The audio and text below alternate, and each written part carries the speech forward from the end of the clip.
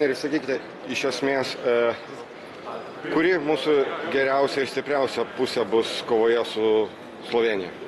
Žinoma, viena iš silpnių slovėnų pusė yra ūgis po krepšiu, tai yra ir mūsų stiprybė apskritai. Žinoma, bandysim tą ir išnaudoti, bet slovėnai, aišku, turės taktiką ir, aišku, kažką sugalvos, bandys mūsų sustabdyti. Jeigu kalbant apie lyderius, ar reikia kreipti didelio dėmesio į pagrindinius lyderius, žinant, kad jie vis tiek įmes savo taškus? Nežinom, kad jie įmes vis tiek savo taškus, mes tai bandysim tą išvengti ir bandyti sustabdyti.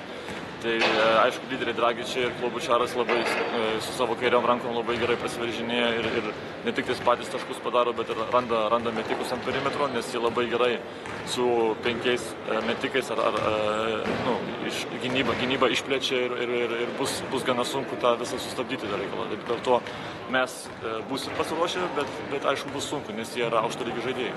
Ir tada paskutinis klausimas, sakykite, ką reikėtų daryti? Ar iš karto įsiveržti į priekį ir jau tada laikyti, sakysime, tokią taktiką pasirinkti, ar bandyti ilgiau kankinti varžovą?